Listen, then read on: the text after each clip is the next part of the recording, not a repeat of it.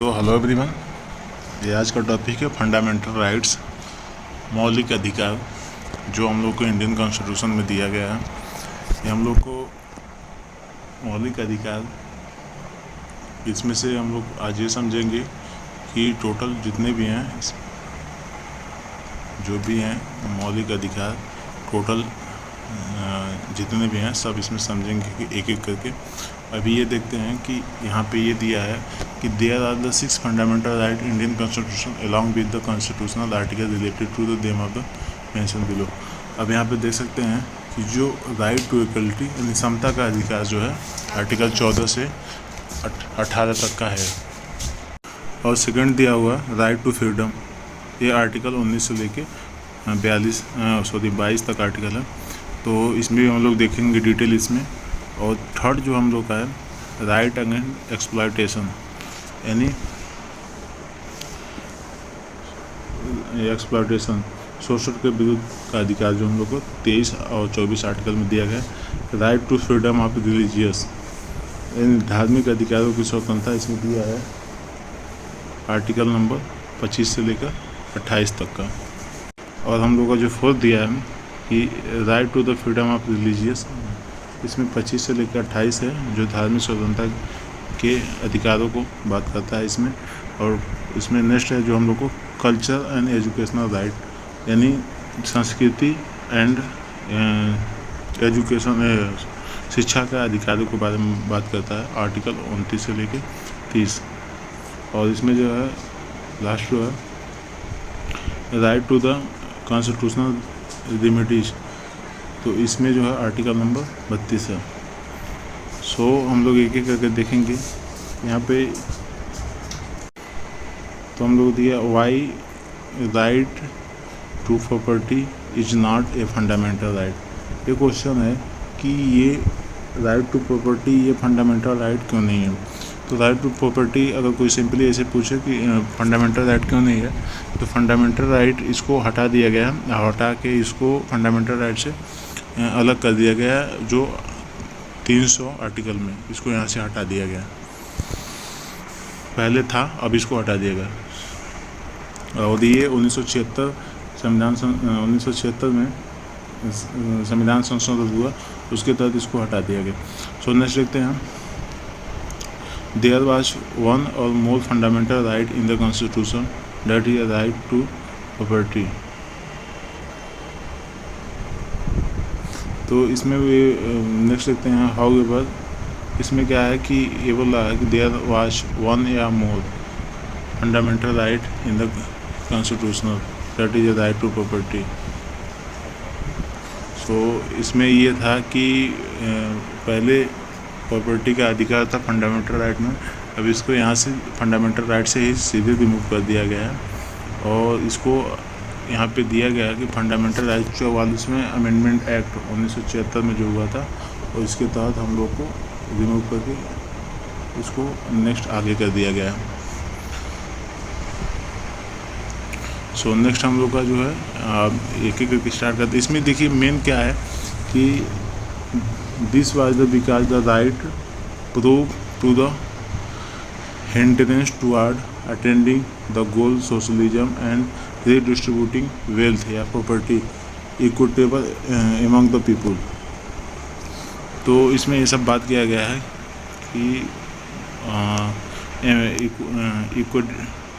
Equitably and among the people, socialism and redistribution wealth.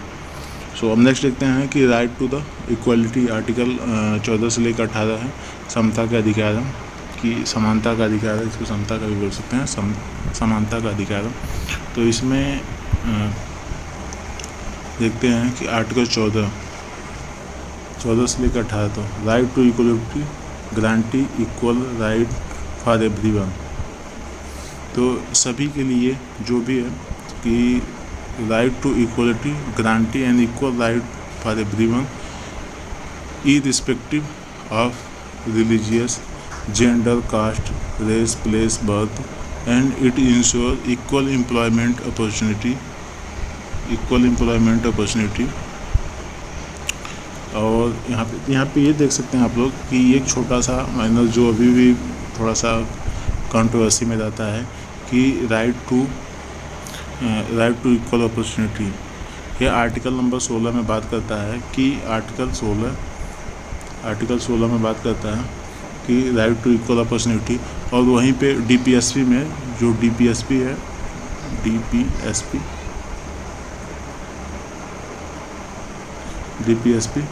DPSP में article number जो है 46 है, तो 46 वहीं पे रिजर्वेशन देता है। तो ये टॉपिक लेकर काफ़ी ज़्यादा कंट्रोवर्सी में रहा और अभी भी है कि एक तरफ स्टेट जो है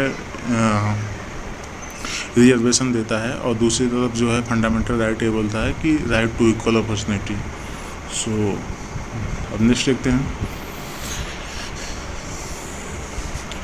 इक्वल अपॉर्चुनिटी देखिए, in the government and ensure the against discrimination by the state in the matter of the employment on the basis of the caste, religious its. This right also included the abolition of title as well as untouchability. Aspirant can be read about right to equality link article नीचे दिया गया, अभी हम देखते हैं उसको। अब यहाँ पे है article right to the freedom के बारे में है, आर्टिकल 19 से लेकर 22 के बीच में। तभी आर्टिकल 19 क्या बोलता है, सबसे इम्पोर्टेंट है आर्टिकल 19। आर्टिकल 19 ही सबसे ज़्यादा फ्रीडम देता है। अभी देखते हैं किस किस चीज़ों में फ्रीडम देता है। देखिए, freedom is one of the most important ideal created by the any democratic society. किसी भी डेमोक्रेटिक सोसाइटी के लिए बहुत इम्पोर्टेंट है freedom. The Indian constitution guarantee freedom to citizen. The freedom right including the many rights, जैसे यहाँ पे freedom of speech बोलने का अधिकार, फ्रीडम ऑफ एक्सप्रेशन का अधिकार, freedom of assembly without any arm. तो कोई भी असेंबली मतलब इकट्ठा करने के लोगों को ये अधिकार है, आप लोग without any arms, without any कोई हथियार, विदाउट एनी कोई दंगल, आप लोग असेंबली बना के आप कहीं भी अपना धरना प्रदर्शन कर सकते हैं। और तीसरा है freedom of the association, freedom of the practice any profession, freedom to decide in any part of country. तो ये सब है फ्रीडम जो आर्टिकल 19 देता है। ये टोटल सब आर्टिकल 19 के अंदर में आता है। तो ये हम लोग आर्टिकल 19 देता है, इतना फ्रीडम हम लोग के। यहीं पे आता है मीडिया का जो बोलने का अधिकार, राइट टू स्पीच, ये मीडिया का है। तो इसके अंतर्गत मीडिया भी कहीं भी पहुंच जाती है और इस आर्टिकल के तहत कोई भी नहीं कुछ भी बोलता, तो बोलने का अधिकार है। सुनने से देखते हैं 3rd नंबर पे आता है कि राइट अगेंस्ट द एक्सप्लॉयटेशन, शोषण के विरुद्ध अधिकार। इसमें ये है आर्टिकल 23 और 24 है। पहला देखते हैं, this right implement prohibition of the traffic in human being, वीगर and other form the force labour, जो कि ये जो भी छोटे बच्चे हैं ट्रैफिक पे मतलब कहीं भी छोटे बच्चों को काम करने के लिए इन लोगों को रोक लगाया गया है। It is employment prohibition in child factory, यानी फैक्ट्री में जो भी बच्चे हैं उन लोगों को काम करने पे रोक है, 14 साल के जो भी नीचे बच्चे हैं। In constitution provided employment of children under the 14 year hazardous condition. तो ये बोला गया है कि जो भी 14 साल के नीचे जो छोटे बच्चे हैं उन लोगों को काम से रोकने के लिए, कि ये जो बोलता है क्योंकि उन लोगों का शोषण हो रहा है, तो उस शोषण ना होने पाए, ये आर्टिकल बताता है 24। तो नेक्स्ट देखते हैं article right to freedom of religious. तब इसमें देखते हैं धार्मिक स्वतंत्रता क्या क्या है। आर्टिकल 25 से 28, this indicated the secular nature in the human polity. पहले तो ये समझिए कि जो डीपीएसपी है, directive principle of state policy, DPSP directive principle of state policy, ये राज्य के बारे में पूरा बताता है डिटेल, जो कि है आर्टिकल 36 से लेके 51 तक का है। ये आप लोग याद रखिएगा, आर्टिकल 36 से लेके 51 तक। फंडामेंटल राइट कहाँ से, फंडामेंटल राइट 12 से लेके टोटल 35 तक का है आर्टिकल, ये आप लोग क्लियर कर लीजिएगा। तो जो यहाँ पे डीपीएसपी होता है, डीपीएसपी का कोई भी किसी भी स्टेट का कोई धर्म नहीं होता, ये इम्पोर्टेंट पॉइंट है। तो यहाँ पे देखिए right to the freedom of religious article 25 से 28 तक। This indicate the secular nature of the Indian polity. There is a equal respect given the all religious, सभी रिलीजियस को इक्वल समान रिस्पेक्ट देना। There is a freedom of conscious profession practice and propagation of religious. Propagation में से होता है propagation of religious में तो किसी भी रिलीजियस का धर्म प्रचार करना, प्रस्ताव करना, फैलाना, उसे ये है कि सभी को अपने धर्म को फैलाना ये उनके अधिकार है, ये स्वतंत्रता है और फ्रीडम है। तो this state the state has the no official religious. यहाँ पे अभी मैं जो मैंने बात की थी वही पे यहाँ पे कि स्टेट का कोई अपना खुद का धर्म नहीं होता है। Every person has be the right to the freely practice his her faith. तो ये बता रहा है कि every person has the right to the free practice faith, establish and maintenance religious and charitable institutions। तो ये हम लोग का हो गया। अब यहाँ पे है कि नेक्स्ट देखते हैं culture and education, culture and education freedom. तो कल्चर एजुकेशन फ्रीडम में क्या है कि हम लोग को यहाँ पे ये है कि कल्चर में this right protect the right of religious culture and linguistic minorities by the facilitating them the perceives their heritage and culture। education right are the ensure the education for the everyone without any description। तो ये बता रहा है बिना किसी भेदभाव के आप एजुकेशन में राइट हैं। और उसके बाद कल्चर में जो भी रिलीजियस है, रिलीजियस कल्चर, इन सब में these are right protect religious and culture minorities by facilitating of there.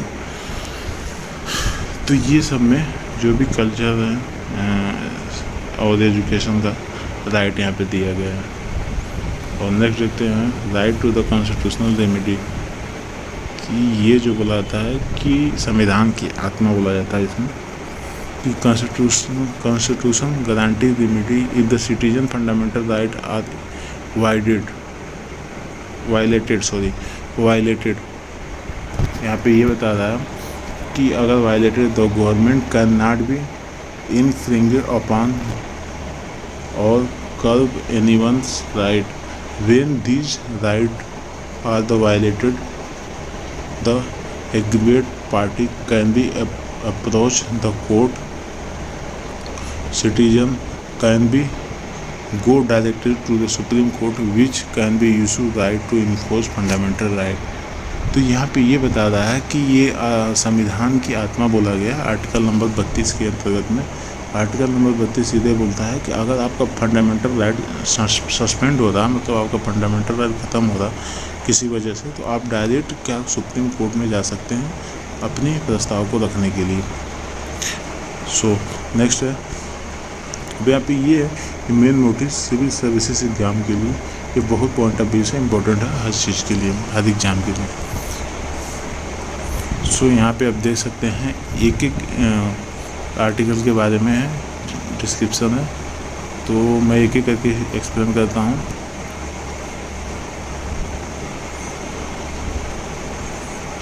यहाँ पे देखिए राइट टू इक्वलिटी 14 में है, आर्टिकल 14 में है, और right to equality before law यह आर्टिकल नंबर 15 में है, और प्रोविजन ऑफ डिस्क्रिमिनेशन यह आर्टिकल नंबर 16 में है, और equal opportunity in the public employment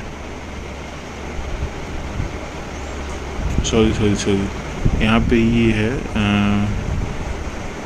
equal opportunity and in public employment, इन दोनों एक ही में है, 16 में है, और 17 में है एवोल्यूशन ऑफ टचेबिलिटी, 18 में क्या है एवोल्यूशन ऑफ टाइटल, और 19 में है राइट टू द फ्रीडम इसमें 6 टोटल हैं, तो 6 टोटल के आप नाम मैंने पहले ही बता दिया ऊपर भी, तो आप लोग इसको देख लीजिएगा। फिर नेक्स्ट है article number 20, protect in respect convenient of the options. कुछ दशाओं में जैसे अरेस्ट जो भी होता है, जिस कस्टडी वगैरह में, इन सब के बारे में दिया गया आर्टिकल 20 और 21 में। प्रोटेक्ट इन लाइफ और पर्सनल लाइबिलिटी 21 में, और 21 के में राइट टू एजुकेशन के बारे में दिया गया कि राइट टू एजुकेशन। तो आर्टिकल 21 के ये में ये भी बहुत इंपॉर्टेंट है, आर्टिकल 21 राइट टू एजुकेशन इसमें बताता है। सो नेक्स्ट आर्टिकल 22 में है, protect against the arrest and detention, right against the exploitation. तो ये जो है आर्टिकल 22 जो है ये इसमें बताता है, और राइट अगेंस्ट द एक्सप्लॉयटेशन ये 23 में बताता है।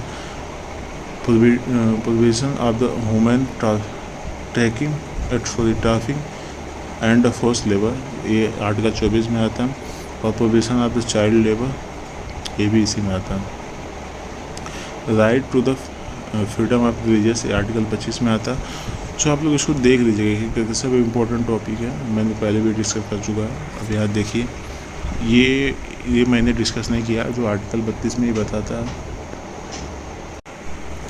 सो राइट टू कॉन्स्टिट्यूशनल रेमेडी में टोटल है 5 है टोटल, तो ये मैंने 5 का नाम है। इसमें डायरेक्ट एक्सप्लेनेशन है कि किस किस बेसिस पे है, और यहाँ पे आप सब देख सकते हैं।